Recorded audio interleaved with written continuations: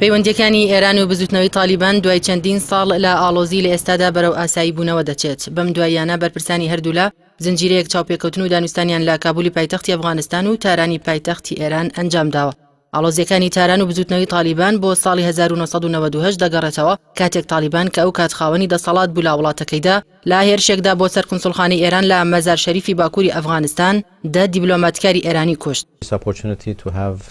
دانوستانەکانی تاران و تالیبان لەلایەن عەباس عێراقجی یاریدەدەری وەزیری دەرەوەی ئێرانەوە بەڕێوە دەچێت و ناوبراو سەرەتای مانگی ڕابردوو سەردانی کابولی کورد و چاوی باهەریەکە لە ئەشرەف غەنی سەرۆکی ئەفغانستان و عەبدوڵڵا عەبدوڵڵا سەرۆکی جێبەجێکاری حکوومەتی ئەو وڵاتە کەوت.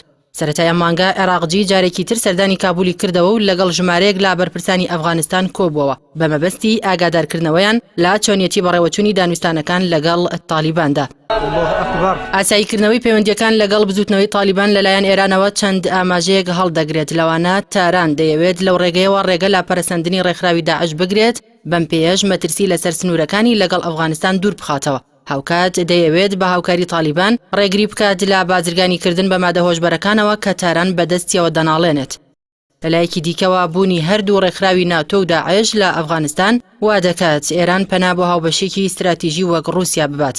بەڵام لێرەدا ئەرکی زیاتر دەکەوێتە سەر ئێران بەو پێی پەیوەندیەکانی رووسیا لەگەڵ گەلی ئەفغانستان پاشخانێکی مێژووی خراپی هەیە. ئەمەش وا دەکات مۆسکۆ نەتوانێت ڕۆڵی خۆی بەباشی بگێڕێت. هاوکات تاران بەنیازە نێوەندگیری تالیبان و حکوومەتی ئەفغانستان بکات لە کاتێکدا پێشتر بڕیار بوو ویلایەتە یەکگرتووەکانی ئەمریکا ئەم ڕۆڵە بگێڕێت. بەم هەنگاوەش ئێران دەیەوێت ڕۆڵی ئەمریکا لە ئەفغانستان بەرەو لاوازی بەرێت.